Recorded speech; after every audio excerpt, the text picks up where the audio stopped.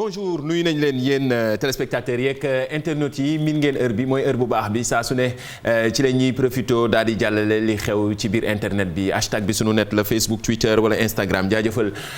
rédaction bu télévision Futurs Médias surtout ci xibaar yu wér te wóor yi nga xamante ne baaxoo nañ bëccëg bu ne di leen ko dégtal Faty Dieng ak Mame Fatou Ndoye jaajëfal it aussi internautes yi min ngeen saa su ne lépp loo xamante ne li gën a fees ci réseaux sociaux yi wala internet tamit dañ koy jàllale ci émission li xew ci biir internet bi réaction yëpp gis nañ ko hashtag bi sunu net la Facebook Twitter wala Instagram même bu émission bi jeexee am ngeen possibilité di commentaire ci joxe seen ay réponses d'habitude ci questions yi nga xam dañ ko fi posé mais surtout aussi joxe seen ay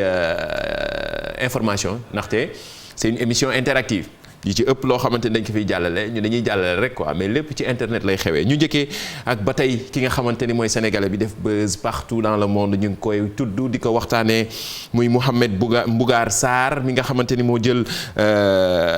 prix Goncourt bu atum 2021 bi fierté la dem ba tey ci internet bi réseaux sociaux yi ñëpp a ngi koy féliciter surtout mbégte bi nga xam ne encore une fois jox na ko fii di turu Sénégal fépp la turu Sénégal dem. mais démb dafa am benn affaire bu xew xam nga toujours mbirum réseaux sociaux yi noo def mu bokk ci surtout compte Twitter am bi nga xamante ni faux compte la finalement mais gars yi dañoo gis ni dafa njëkk a joxe information bi avant ñoo ñëw ci lii Youssou ñu njëkk a delluwaat ci faux compte Mouhamed Mbougar Sarr bi nga xamante ni gis naa ni yenn médias yu bari relayé nañ ko ndaxte démb balaa ñoo doon joxe résultat bi benn compte Twitter am dafa joxe information bi ba pare ñëpp xawoon ci am jiixi jaaxa xel ñaar xam nga mbirum faux compte yi ñun saa su ne ci émission bi dañuy ñëw di leen expliquer nan la ñuy def ba dindi seen faux compte yi dañuy profité ci yenn nit yu siiw yi daal di créer ay compte lii nag faux compte bi dafa joxe résultat bi bien avant ba ñu bari commencé ko doon relayer alors que jury bi ci boppam joxeegul li nga xamante ni mooy résultat officiel yi loolu na xawoon na jaaxal ñenn ñi bay tey jii presse française bi ñu ci bari ñëw nañ ci gindi ci ay leeral faux compte la effectivement moom ci boppam féral na ko ki géré communication ci boppam béral na ko ci réseau social bii di Twitter ñu nit comme que dafa xew ci internet mbiru internet la ñuy waxtaanee moo tax ñu doon préciser ci faux compte bi nga xamante ni Mouhamed Mbougar Sarr am na ko ci Twitter. ñi ngi fexee di ko signaler pour ñu effacer compte boobu dinañ leen ñëw indil leen compte officiel am ndaxte loolu c'est toujours bon à préciser waaye pirém bi tamit créé na polémique ci réseaux sociaux yi ndaxte fi mu ne nii ñenn ñi félicité woon ñi ngi naan dañuy retirer cette félicitation ndaxte moom ci biir livre bi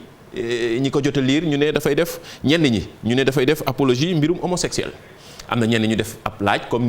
ni ko Idrissa Fall waxee a-t-il fait l'apologie de la sexualité de l'homosexualité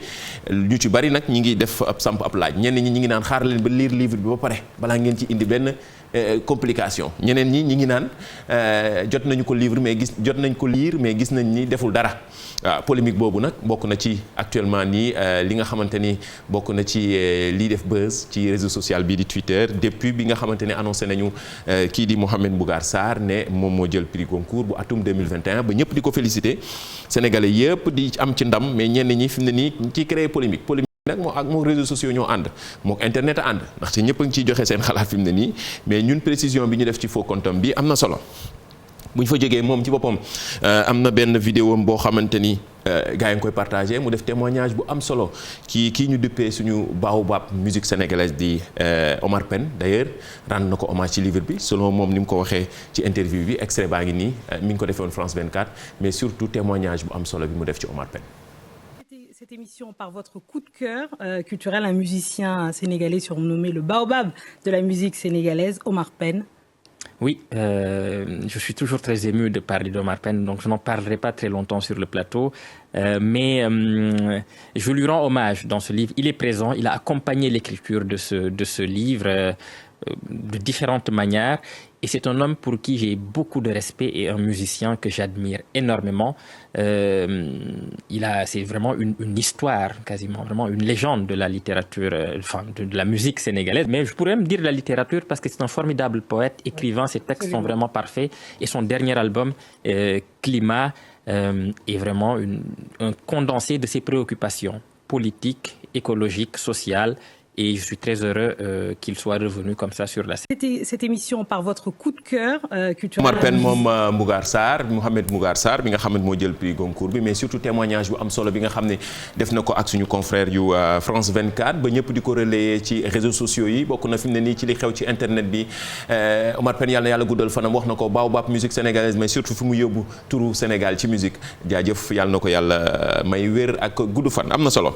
gis nañ réaction yëpp wax naa ko en temps réel lay jàkkaarloog seen commentaires yi ak Facebook live bi ñi ngi YouTube live aussi ak équipe digitale bi jaajëfal ñoom Adja Guèye ñoom Pape Jean ci ginnaaw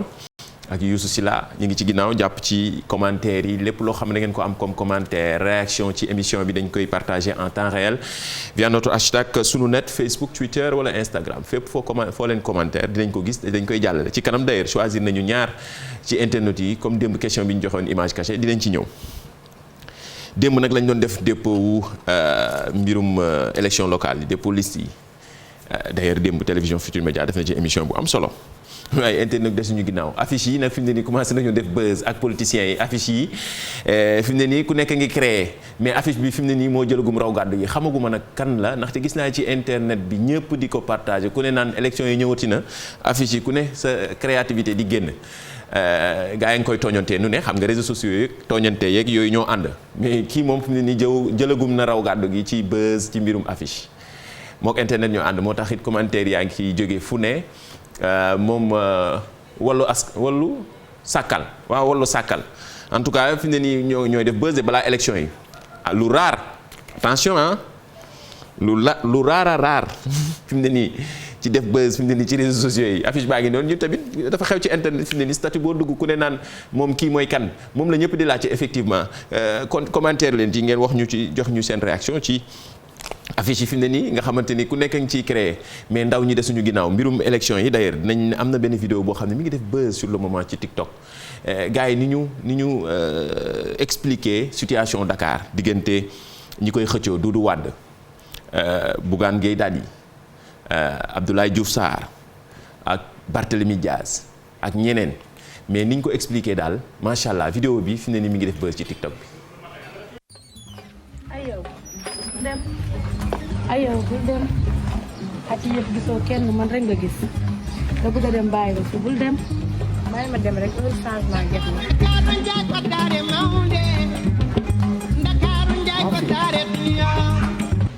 ma fi ça va yow est-ce que xam nga ma dëkk bi lu fi wadd ñun ñoo ko far je suis de la famille Wade dama ne nga jël ma defaral la sa àdduna nga defaral ma sama yax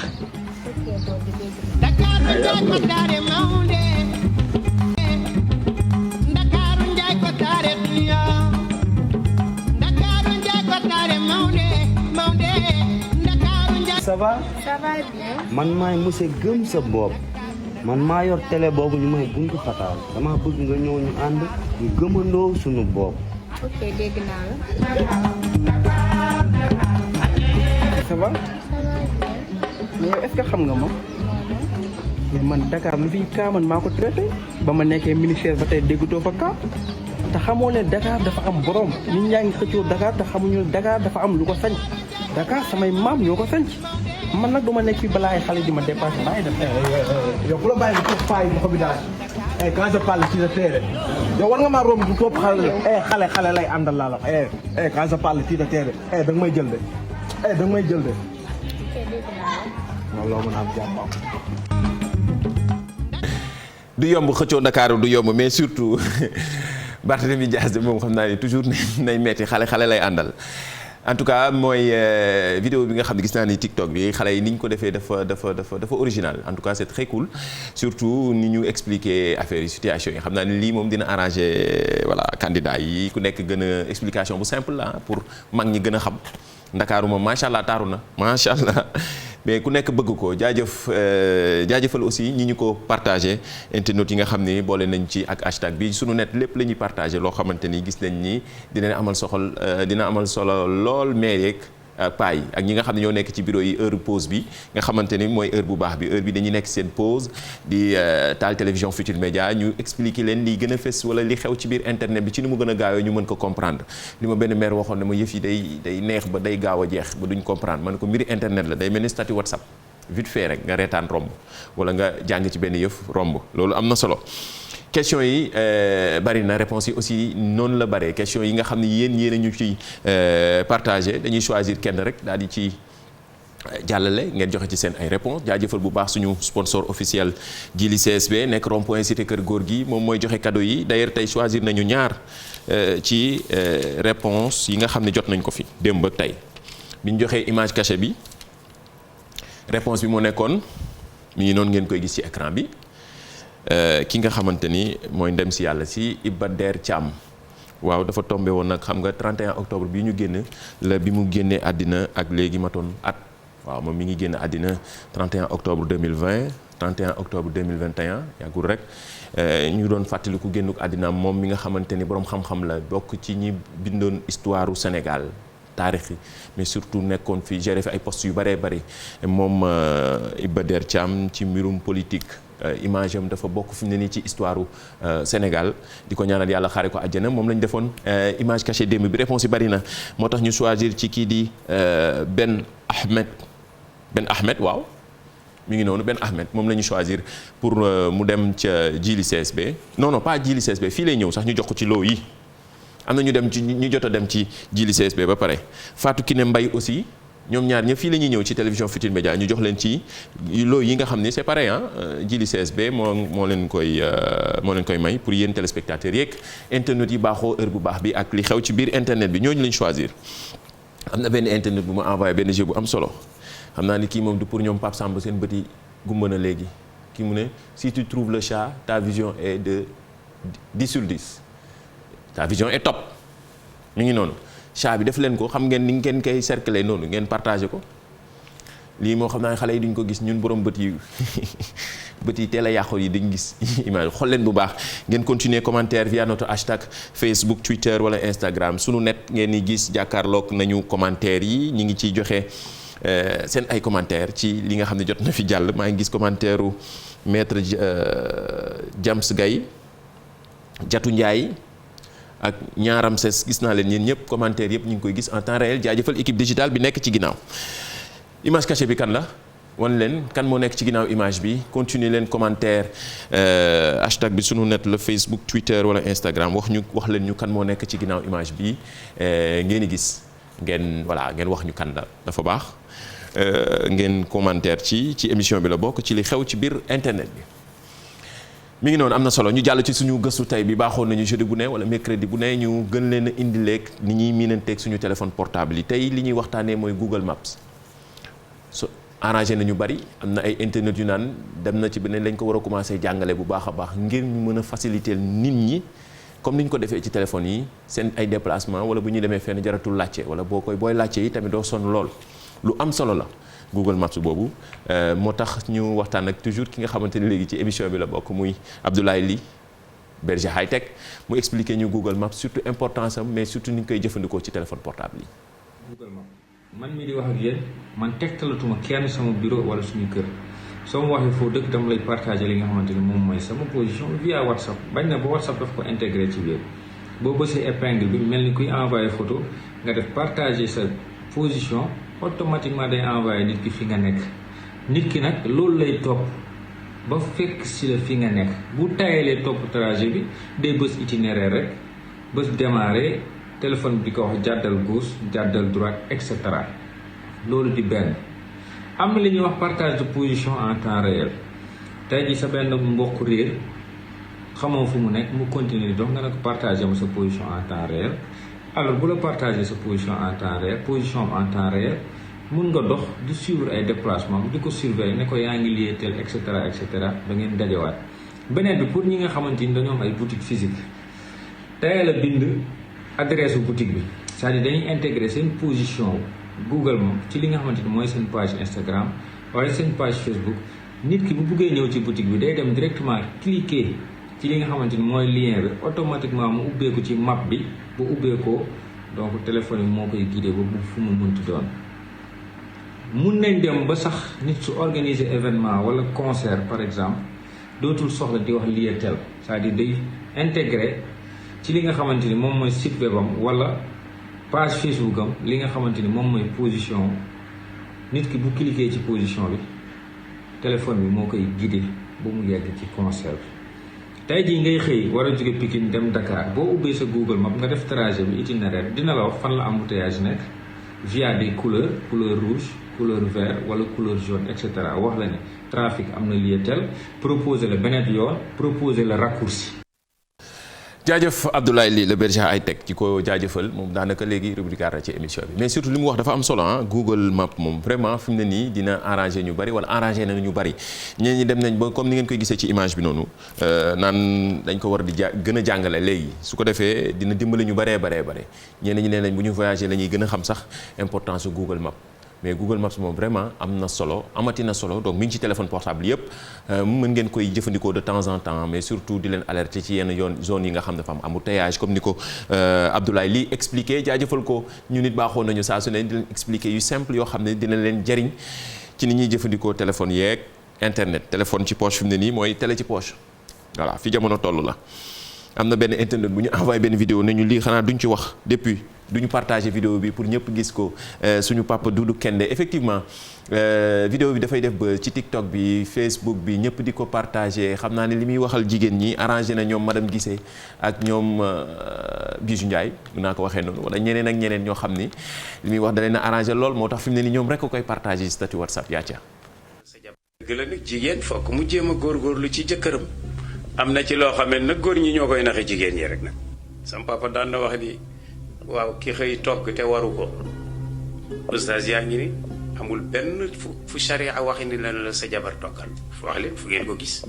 dangaa war a wut ko koy toggal waaw yow nga ciy xeex ak sa jabar ah déet loolu la di loolu la fóotal la ak toggal la loolu yëpp da nga ko war a wutal xamuloo ko koy def waaye xoola waxuma laa jëkkër waaye njëkkee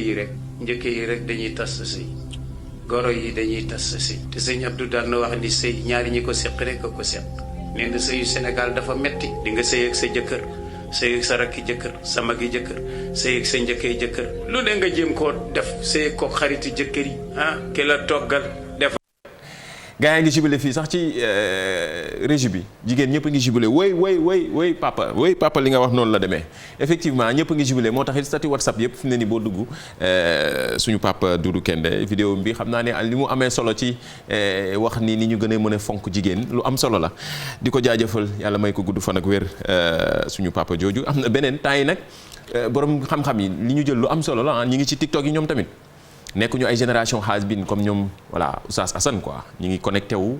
nekk ci jël jumtukaay yu xarala yi di ko partagé di ci partagé seen xam-xam lu am solo la comme imam Saliou Sakho mi li muy def ci TikTok bi bari na ci ay moroma bari na ci chaque jour wala mën nañ jël léegi chaque jeudi di ci partagé loo xamante ni dina leen jariñ surtout fi jamono toll ñu gën a yokk suñu xam-xam rek baax na acca ñetteel bi mooy bàyyi mbokk yi ñu baaxe leen rek yi nga xam ne ku dëkk di ko def te delluwoo ci ginnaaw day tëj sa buntu wërsëg da lay wërsëg du la yomb bi ci jiitu mooy almanaamu fi sabiha mooy dëkk ci biddanti day xañe wërsëg ñaareel bi mooy tarku duaa il xayri lil walidayni nga am say waajur ñu nekk barsàq nga suul leen fàtte leen doo leen ñaanal yow doom ji doo am dara ñetteel bi mooy bàyyi lëndi jargoñ ci biir néeg waaw boo amee sa salon wala sa néeg ay lëndi jargoñ nekk fa da nga koy génne da nga koy dindi mais boo ko dindul bàyyi ko ci biir salon bi kooku da lay xañ wërsëg da lay ñeenteel bi mooy almanaamu lil uryaani mooy ngay nelaw guddi wala nga tëdd di nelaw def yaramu neen dara waru la loolu tamit liy xañ wërsëg ci la bokk beneen bi mooy alkansu fi layli mooy di bale guddi ci kër baaxul day xañ wërsëg day umaate beneen bi mooy alkadibu mooy dëkk ci fen dëkk ci wax loo xam ne du dëgg boo koy def wërsëg du la yomb day xañ wërsëg beneen bi mooy xollitu soble wala laaj nga koy lakk dañ koy tere ci téere yi xollitu soble ak laaj kenn du ko lakk boo dëkkee di ko lakk kooku da lay xañ wërsëg. jaajëf imam Saliou Sakho depuis Rufisque gis naa ni gars yi ngi partagé vidéo bi noonu la demee léegi borom xam-xam yi imam yeeg yooyu di fàttali ndaw ñi xam nga léegi génération yu bees yu bari dañ koy négligé moo tax yii baax na ni nekk ci réseaux sociaux yi ndaxte ñoom ndaw ñi ngi ci réseaux sociaux yi nga fekk leen fa di leen jàngal wala di leen gindi dafa am solo surtout ci léegi xarala yu yees yi lu am solo la commentaire yëpp gis nañ leen nag wanaat leen image cachée bi parce que gars yi commencé nañoo joxe seen ay réponse ñu bàyyi ko fi ba lundi ñu joxe bonne réponse bi mi ngi noonu kii mooy kan moo nekk ci ginnaaw image bi continue leen commentaire même su émission bi jeexee ñi ngi ci YouTube bi ngeen seetaan replay bi ku joxe seen commentaire joxe seen xalaat surtout participer ci émission bi wax nañ ko c'est une émission interactive jaajëfal équipe bi nekkoon ci ginnaaw suñu waxtu wi jot na jaajëfal bu baax ayu moo defar yére bu rafet bi numéro téléphone 77 108 51 30 comme ni ngeen koy gisee noonu ci suufu écran bi jaajëfal Pape Samba mi doon réalisé jaajëfal Youssou Silla mi doon monté éléments yi ci ginnaaw ak waa régie bi yëpp ak Tons Am mi nga xam ne moo doon gérer son bi jox leen dig daje ba lundi incha allah ci beneen émission li xew ci biir internet bi incha allah.